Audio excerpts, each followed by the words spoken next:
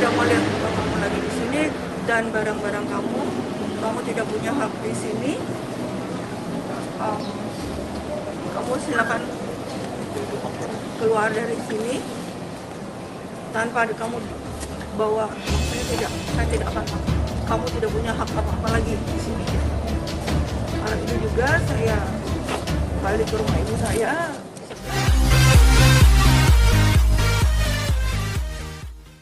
Ibu Bamsek Samson, Desire Tarigan sudah pisah rumah dengan suaminya, Hotma Sitompul, selama hampir 2 bulan.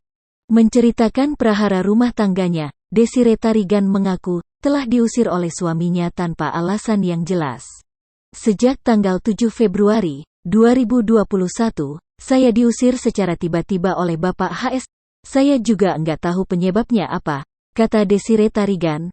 Desire Tarigan lantas mengungkapkan perkataan yang dilontarkan sang suami ketika mengusirnya. Pokoknya diusir dengan mengatakan, saya tidak mau melihat muka kamu lagi di sini dan barang-barang kamu. Kamu tidak punya hak di sini, ujar Desire. Baca juga, Ibu Bams X Samson, Desire Tarigan, sudah 2 bulan pisah rumah dengan suami. Bingung tiba-tiba diusir sang suami tanpa alasan yang jelas, Desire Tarigan akhirnya memutuskan untuk ke rumah sang ibu. Malam itu juga saya kembali ke rumah ibu saya di sebelah. Anak saya bilang, ya sudah mami di sini saja, kata Desire sambil menahan tangis.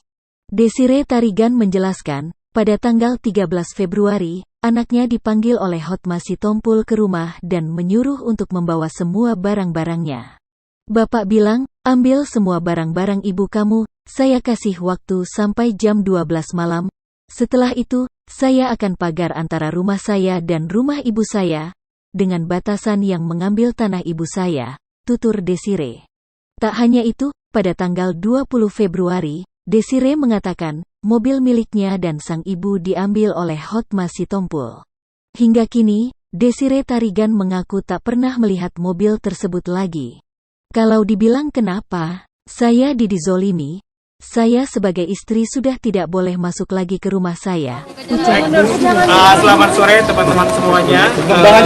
Kami dari kantor Munirman Paris selaku kuasa hukum yang diberikan kuasa oleh Bu Desi pada hari ini untuk mendampingi beliau, di mana hari ini agendanya sebagaimana tadi sempat beliau jelaskan adalah ingin kembali ke rumah yang selama ini sudah ditempati. Berapa lama Bu untuk pernikahannya? 20 tahun lebih. Nah, hari ini kita akan kembali ke rumah, kita mau masuk ke rumah, kita lihat ini agenda ini bagaimana, apakah akan disambut baik oleh pihak dari Pak Hotma atau bagaimana. Jadi kita coba jalankan dulu, nanti setelah itu kita baru sesi tanya jawab, kira-kira bagaimana gitu. Jadi kita coba ketuk dulu pintunya, tapi mau ditambahkan kira-kira cukup ya. Kita coba dulu ya Bu ya. Mau langsung ketuk ini? Iya. Kita coba masuk dulu, kita dulu ya. Kita coba masuk dulu ya. Melebar dong. Lebar. Oke.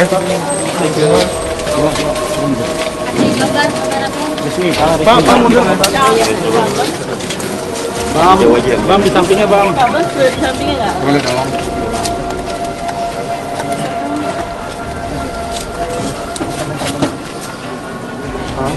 Pak, halo.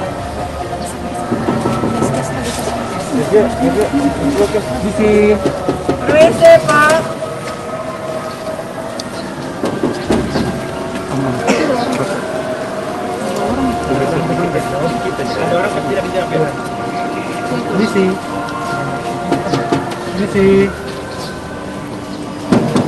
Permisi. Ada bukanya Bu. Orang yang pada dulu ya? Ada ya? Ada 4 orang. Tuh, sambil lagi coba. Permisi Pak. Permisi Pak. Odi nunduk dikit ya.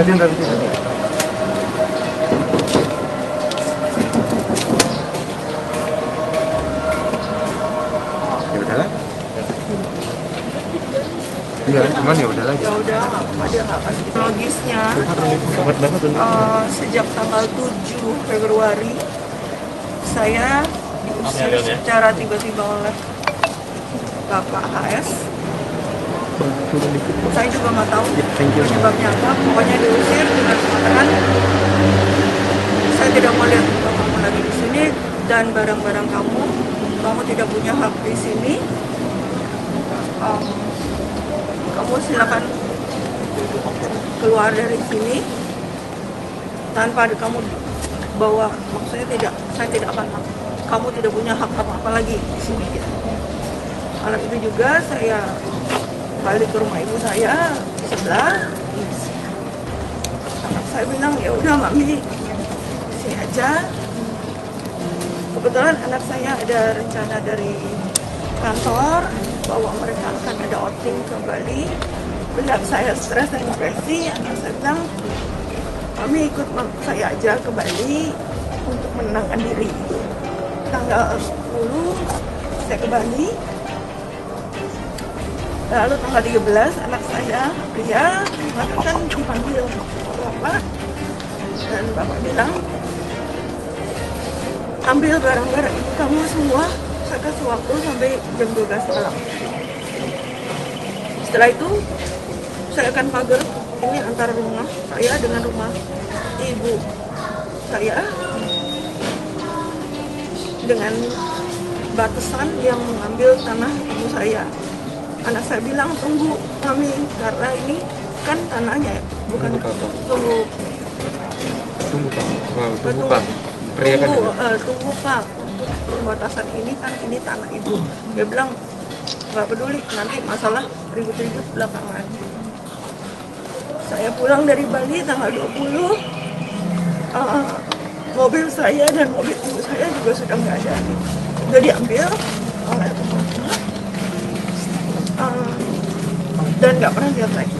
Jadi intinya saya sama ibu saya udah nggak punya mobil. Kalau dibilang kenapa saya dizolimi, saya sebagai istri tidak boleh masuk lagi ke rumah saya dizolimi, dan ini juga saya ingin berbicara untuk wanita-wanita Indonesia, jangan sampai dizolimi seperti ini oleh suami ataupun laki-laki, yang mana kita sebagai wanita mestinya diayomin, bukan dizolimi. Itu aja sih yang perlu saya jaga dia. Semuanya saya lakukan untuk menjaga nama dia. Sebagai seorang istri, apapun yang dilakukan suami, kita sebagai istri wajib menjaga nama dia.